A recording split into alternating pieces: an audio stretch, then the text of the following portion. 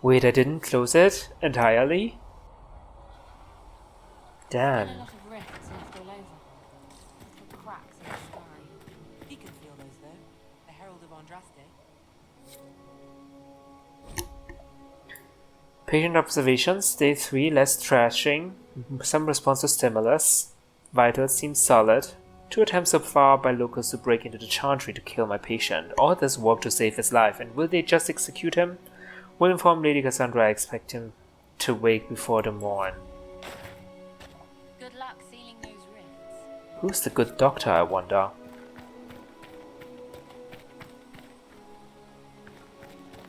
Walk safely, Herald of Andraste. Okay. Thanks, everyone. Good luck sealing those rifts. Oh my god, they're kneeling before me. Kneeling before me.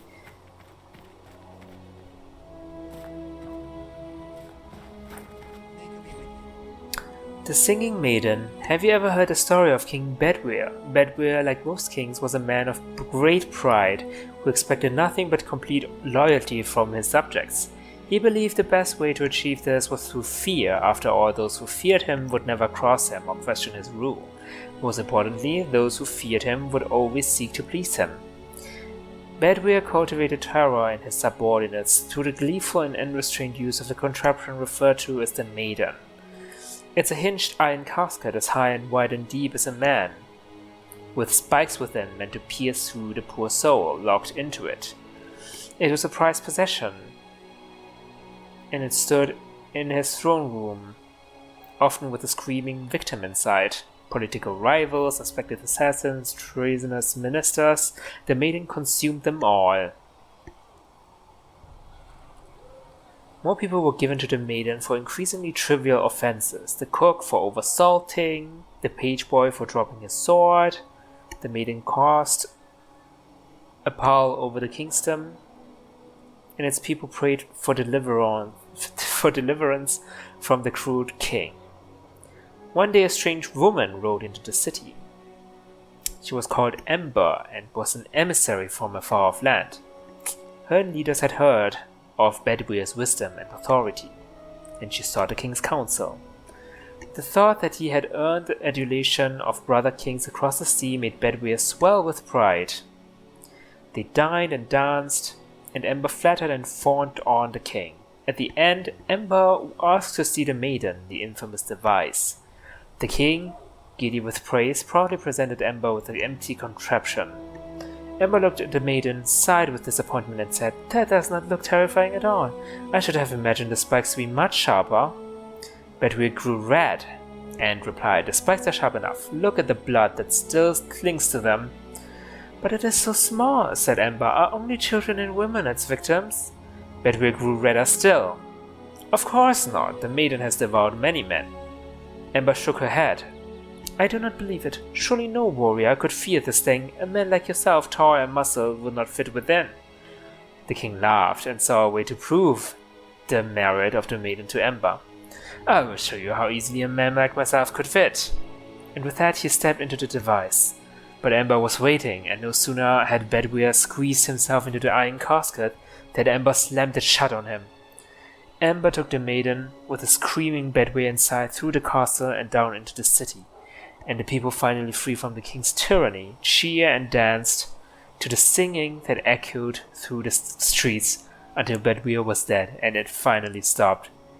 Holy crap! What a terrifying story to tell your children at bedtime.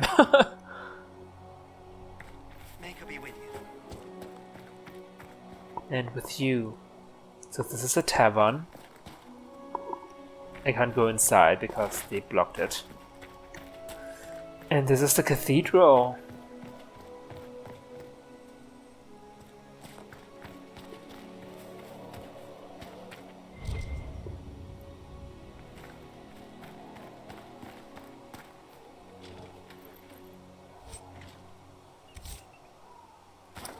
Hey, Thren. Hello, Thren. Not taking orders right now. Got a problem with it? Bring it up with Cassandra. Okay, she's a bard or something? Or am I assuming too much? That might also be.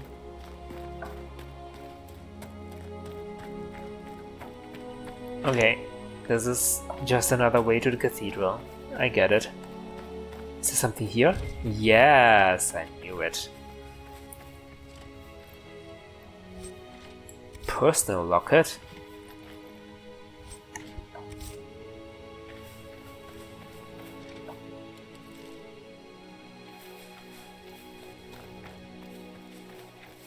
Actually, what about the Divine? Did we save her? Probably not. Chancellor Roderick says that the Chantry wants nothing to do with us.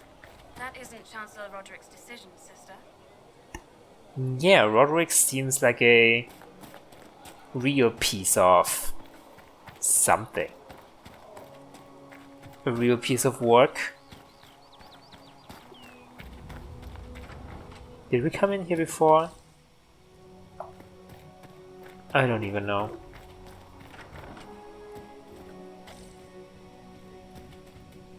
Ooh. A well-worn quarterly missive of suspect virtue. The Randy Dowager welcomes the cool of autumn with the fall of another. The collected dreams of desire. What? Is this some reviews of some sort of book or something?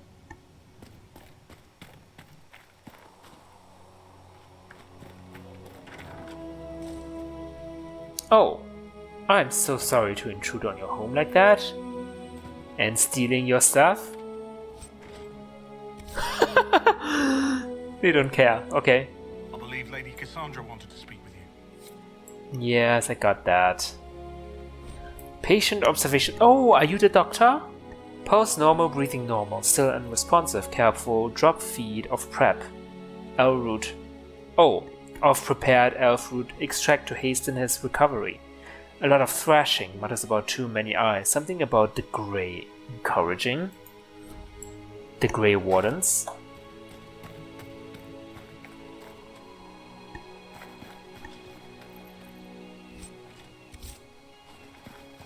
I'm just gonna take everything. Okay, time to see Cassandra then. No way to get past these people, I get it. This is some tricky entrance. Okay, let's go in. Most of the Grand Clerics have died at the Conclave. Who will lead us now? Andraste didn't have Grand Clerics telling her what to do, and she managed nonetheless. You expect us to be like Andraste? Someone must. Make a bridge over.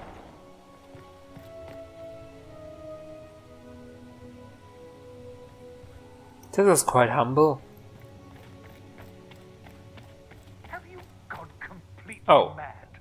He should be Roderick. taken to Val Royo immediately, to be tried by whomever becomes divine. I do not believe he is guilty. The elf failed, Seeker. The breach is still in the stars. For all you know, he intended it this way. I do not believe that. That is not for you to decide. Your duty is to serve the Chantry. My duty is to serve the principles on which the Chantry was founded, Chancellor, as is yours. Oh, I'm so glad Cassandra is on our side. Otherwise, yeah, we'll be executed. Oh, I can't steal? Okay, fine. The Maker, there was no word for heaven or for earth, for sea or sky. All that existed was silence. Then the voice of the Maker rang out, the first word, and his word became all that might be. Dream and idea, hope and fear, endless possibilities. And from it made his firstborn, and he said to them, In my image I forged you, to you I give dominion over all that exists. By your will may all things be done. Okay, this is some sort of Bible verse or something. Oh, there are more doors here, okay. A chant for the departed. The light shall lead her safely. through the paths of this world and into the next. For she who trusts in the Maker, fire is her water. As the moth sees light and goes toward flame, she should see fire and go towards light. The veil holds no uncertainty for her, and she will know no fear of death, for the Maker shall be her beacon and her shield, her foundation and her sword. Okay. Let's check out this room first. No treasures to steal, unfortunately. The children of Andraste. There are many misconceptions regarding Andraste's bloodline, monsieur. This is due, I should think, to a general lack of knowledge regarding Andraste's mortal life. Understandable, considering the many cults that arose following her death. Everyone sought to claim her Our Lady for their own culture or claimed some aspect of her existence was a lie, all of them complete fabrications. My order has done considerable research to ascertain the truth. We all know Andraste and the Betrayer raised 5 children. The eldest 3 were sons, Isarath, Evrion, and Verald. The rule of what was once southern Tevinter was split among them. Isarath was given the west, what is today Orlais. Evrion was given the east, what is today the Free Marches. Verald was given the central Planocene, which is today Navarra. What became of these men and their legacies is the stuff of legend, and the majority of claimants to Andraste's bloodline link back to one of them. None of the 3 sons, however, were born of Andraste. They were born of the betrayer's concubine, Gillivan. People choose to overlook the fact that Andraste came from the Alamari tribesmen, and that they were barbarians, not the Fereldians we know today. They were savage warriors who took concubines in addition to their wives, and because Andraste was thought to be too weak to bear children, the betrayer took Gillivan to provide him heirs, which she did. After her death, the sons were raised as Andraste's own. Later in life, Andraste proved predictions wrong and had 2 daughters by the betrayer, Ebris and Vivial. They were kept out of the public eye and were not permitted to marry, though both had consorts. Ebris had 1 child, Ali Vemar, who perished less than a month after her mother fell to a plague, and without children of her own. The younger daughter, Vivial, was more controversial, a strong-headed woman who defied her family by falling in love with a mage of Tevinter, Regulon.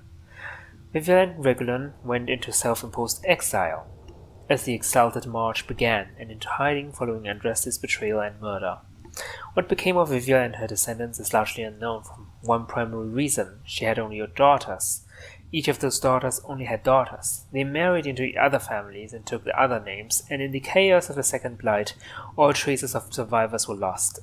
Andraste's true bloodline, if it exists, lies solely in the descendants of Vivial, and the suspicion of my order is that it produces only daughters. Thus the claims of your young man, monsieur, are highly suspect.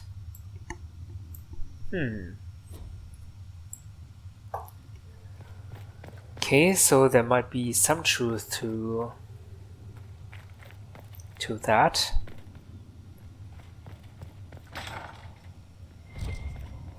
Oh, is this the dungeon? Do I wanna be here?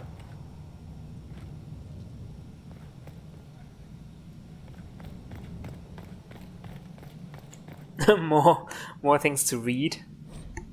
The founding of the Chantry. Cordelos Dracon, king of the city-state of Orlais, was a man of uncommon ambition. In the year -15 Ancient, the young king began construction of a great temple dedicated to the Maker and declared that by its completion, he would not only have united the warring city-states of the south, he would have brought Andrastian belief to the world. In -3 Ancient, the temple was completed. There in its heart, Dragon knelt before the eternal flame of Andraste and was crowned ruler of the Empire of Orlais. His first act as emperor to declare the Chantry as the established Andrastian religion of the Empire. 3 years and several hundred votes before Olessa of Montsémard was elected to lead the new Chantry. Upon her coronation as divine, she took the name Justinia, in honor of the disciple who recorded Andraste's songs. In that moment, the ancient era ended and the divine age began. Interesting. Hierarchy. The divine is a title ahead of the chantry. Although, since the schism split the imperial chantry into its own faction, there are now in fact two divines at any one time. One divine, informally called the White Divine, is a woman housed in the Grand Cathedral in Val-Royal. The other, known as the Black Divine, is a man, housed in the Argent Spire of Minrathus. Okay, so there's still a Black Divine, right? Neither divine recognizes the existence of the other, and the informal names are considered sacrilegious. Wait, how do you pronounce this? Sacrilegious. No matter the gender, a divine is addressed as most holy or your perfection. Beneath the rank of divine is the Grand Cleric. Each Grand Cleric presides over numerous chantries and represents the highest religious authority for the region. They travel to Val-Royal when the College of Clerics convenes, but otherwise remain where they are assigned. All Grand Clerics are addressed as Your Grace. So, are there two Grand Clerics also?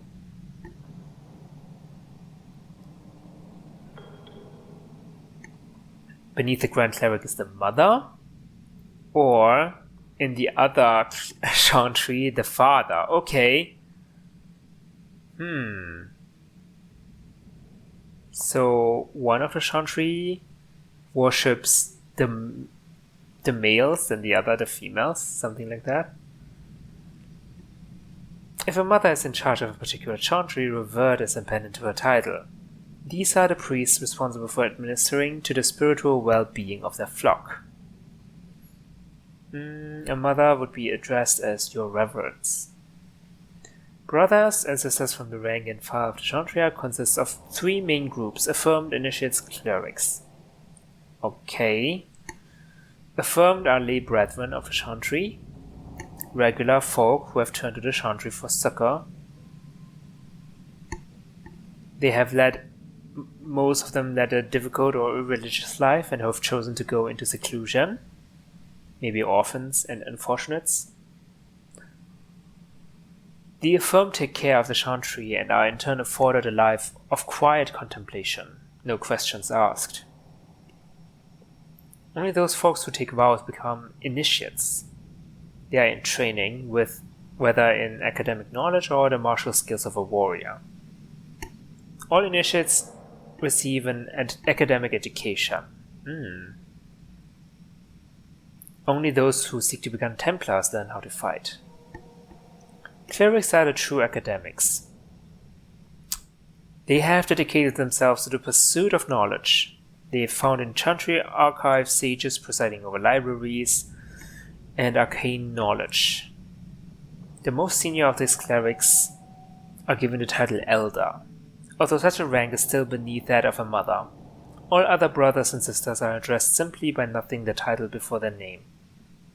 Simply by noting the title before their name, such as Brother Genitive. Oh my god, I need to take a drink again.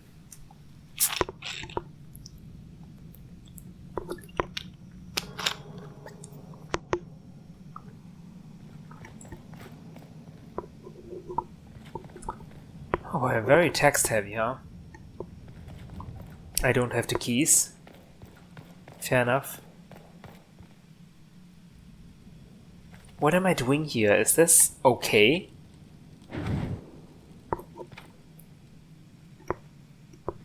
Oh, this is like a prison. No one here though. Good. I was hoping I could, like, eavesdrop on Cassandra and them more, but oh well.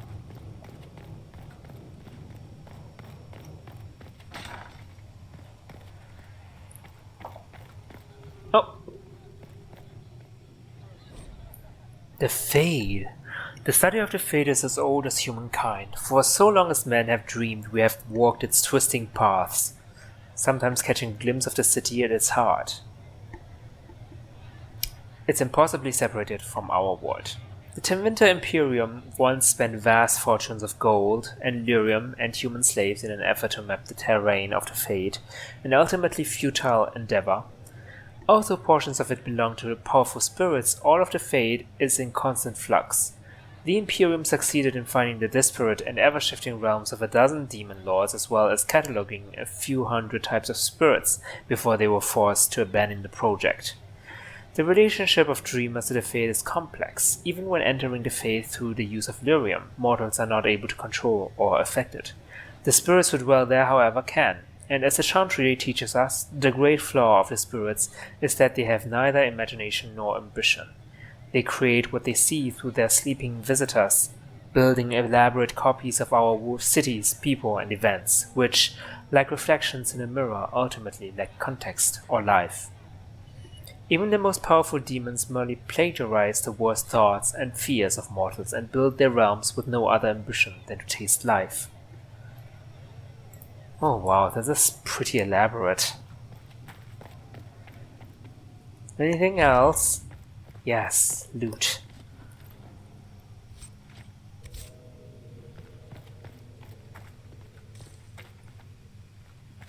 I went here before, right? It's the... yeah. Sleeping area. Okay, we've got some more weapons. But we're not strong enough to use them.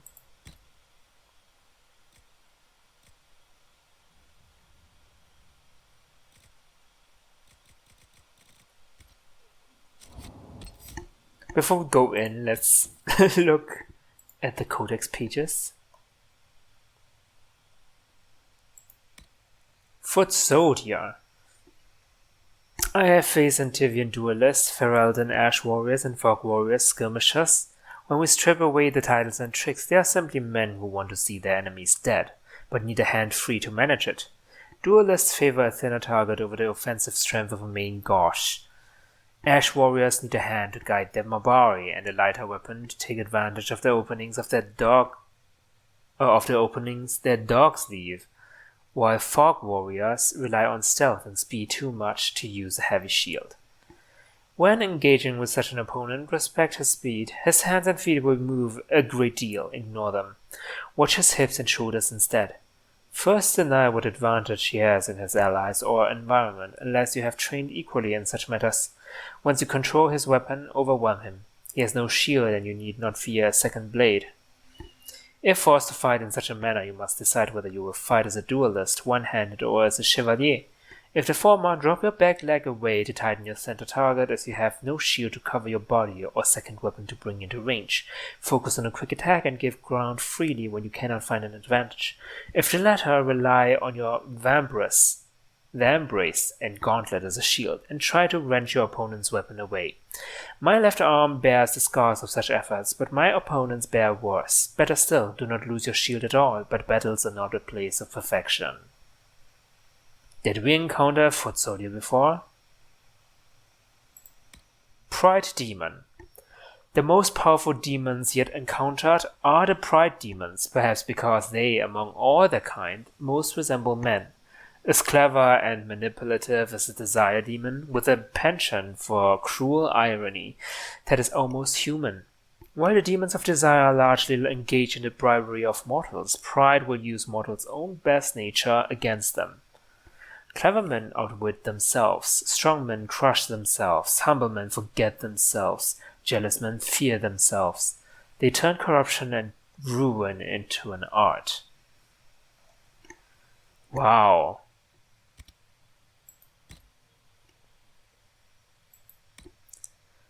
Red Lyrium. To answer your question, my lord, yes, I have indeed heard of this Red Lyrium of which you speak. A single piece of it surfaced in the eastern city of Kirkwall, and its influence alone was nearly enough to cause the city's destruction. As near as we can determine, it is regular lyrium that has been somehow corrupted. Those who have touched Red Lyrium, or even come near it, reported that it sings to them like whispers in their mind that slowly drive them mad.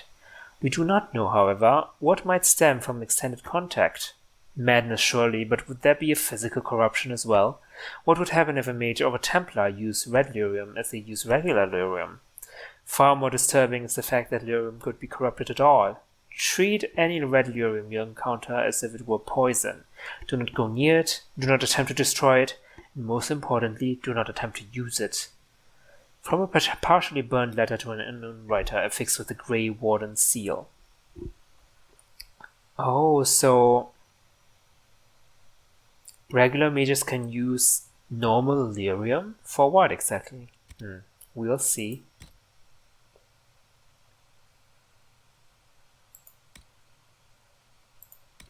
Haven. I would like to speak to you of Haven, the village in the Frostbacks, close to the Temple of Sacred Ashes. We are all aware of its past. It was home to the Disciples of Andraste, as they called themselves. Descended from the people who built the temple itself, they had strayed over years of isolation from their once noble roots to become dragon worshippers. After the hero Ferelden discovered the Temple of Sacred Ashes, which the disciples guarded jealously, what remained of this cult moved on, and Haven was abandoned. I passed through Haven, and on my pilgrimage to see the temple, there was a storm, and I took shelter. Though they were dusty from neglect, the walls of that lonely place were strong. Peace came upon me, and my eyes were opened to Haven's incredible beauty. It could not be overcome by the pain and the horror of the past. It could not be masked by decay and disuse. It would not be forgotten. Haven is precious to Orlais, to the Chantry, and to the Sunburst throne for its historical and religious significance. It is my will that Haven be restored, rededicated to the service of Andraste, and preserved for the ages. Let it be a sanctuary. May they rest here. May the glory of the Maker be revealed to them as they gaze. Now and forevermore, let this be a haven for the faithful. Oh, that was not long ago. This is by Divine Justinia.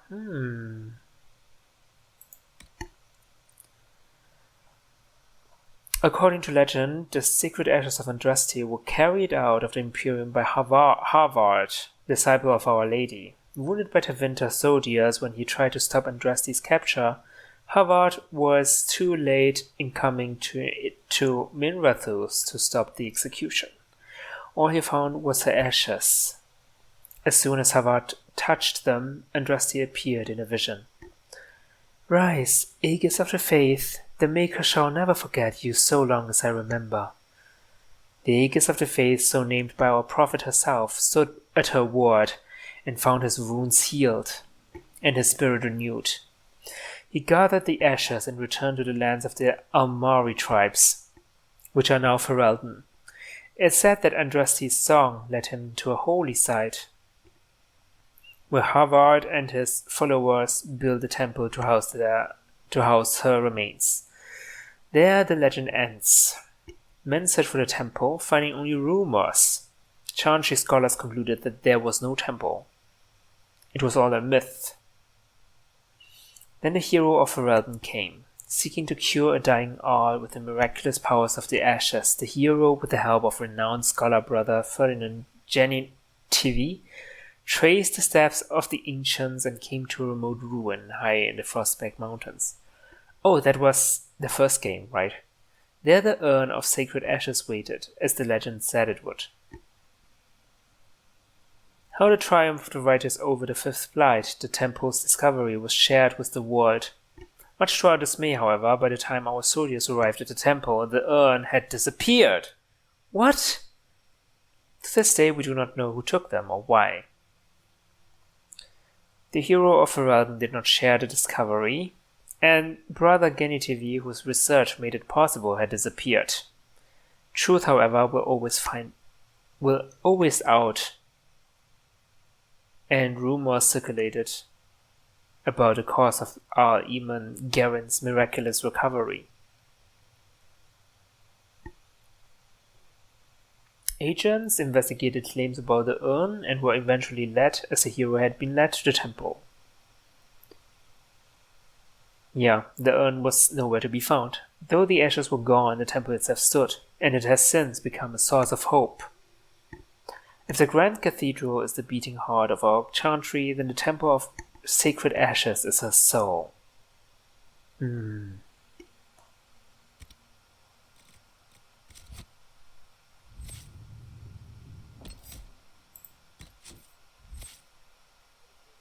Oh, I have 1 point to spend.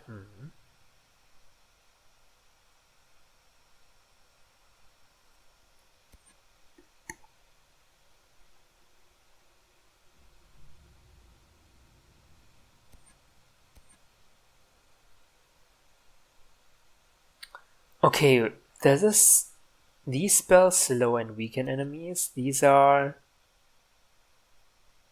like attacking magic.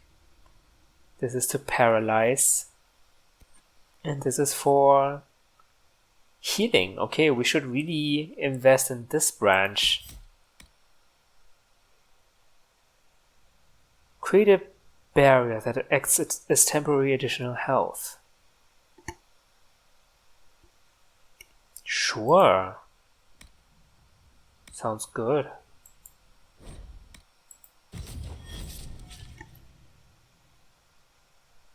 Maybe change that to a 2. Can I change this? Okay. Or to a 1, even.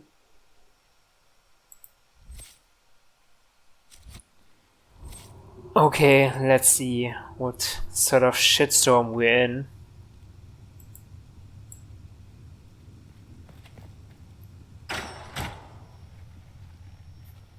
Chain him! I want him prepared for travel to the capital for trial. Disregard that and leave us. You walk a dangerous line, Seeker. The breach is stable, but it is still a threat. I will not ignore it. Wow, okay, so we know who has the power here. But I wonder, what is Cassandra in the hierarchy of the Chantry? She's not a mother. She's a seeker. I don't know if I heard this term before.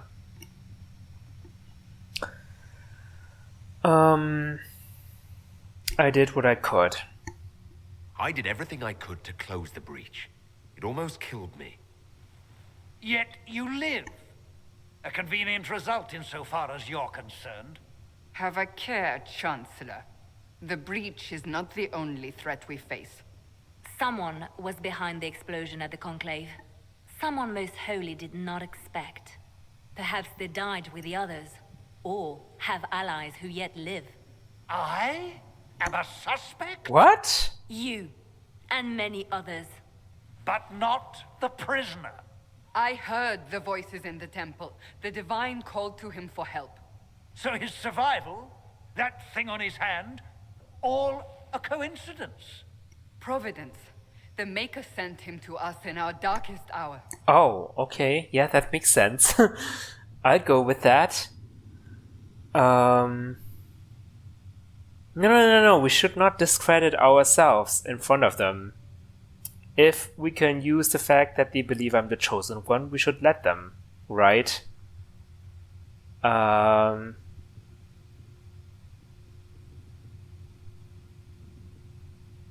Maybe let's ask a little bit. Are you serious? Oh, no. 5 minutes ago, you wanted me dead. And now I'm your savior. Oh, I no. was wrong. Perhaps I still am. I will not, however, pretend you were not exactly what we needed when we needed it. The breach remains, and your mark is still our only hope of closing it. This is not for you to decide. You know what this is, Chancellor. A writ from the Divine, granting us the authority to act. As of this moment, I declare the Inquisition reborn. We will close the breach, we will find those responsible, and we will restore order with or without your approval. Oh, wow. A writ from the Divine herself. This is the Divine's directive. Rebuild the Inquisition of old. Find those who will stand against the chaos. We aren't ready. We have no leader, no numbers. And now, no Chantry support. But we have no choice. We must act now, with you at our side. Okay. Yeah, I didn't see... I saw the fist symbol too late. I don't want to incite any disputes. What is the Inquisition of old, exactly? It preceded the Chantry. People who banded together to restore order in a world gone mad. After, they laid down their banner and formed the Templar Order, but the Templars have lost their way. We need those who can do what must be done, united under a single banner once more. Yeah.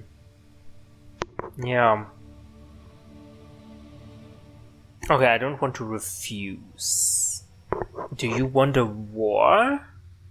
You're trying to start a holy war. We are already at war. You are already involved. Its mark is upon you. As to whether the war is holy, that depends on what we discover. I don't like it. I am not even part of your church religion, the Chantry. I believe in the old gods. What is this?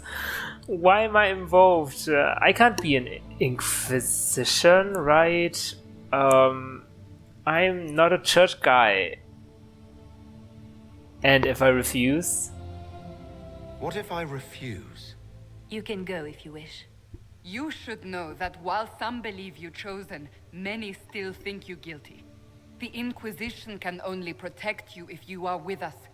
We can also help you.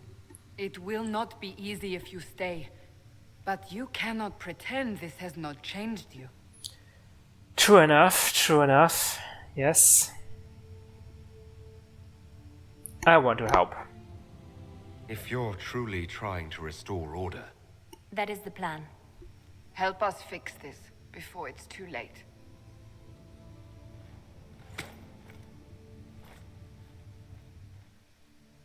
My hair is so glossy. Why?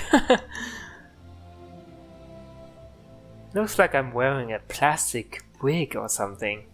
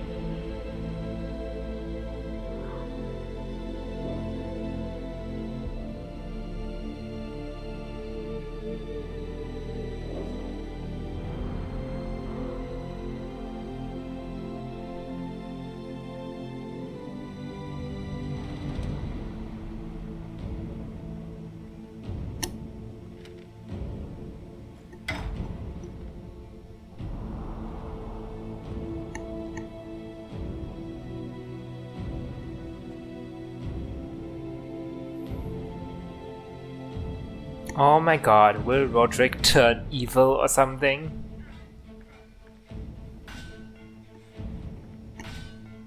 Inquisition, huh?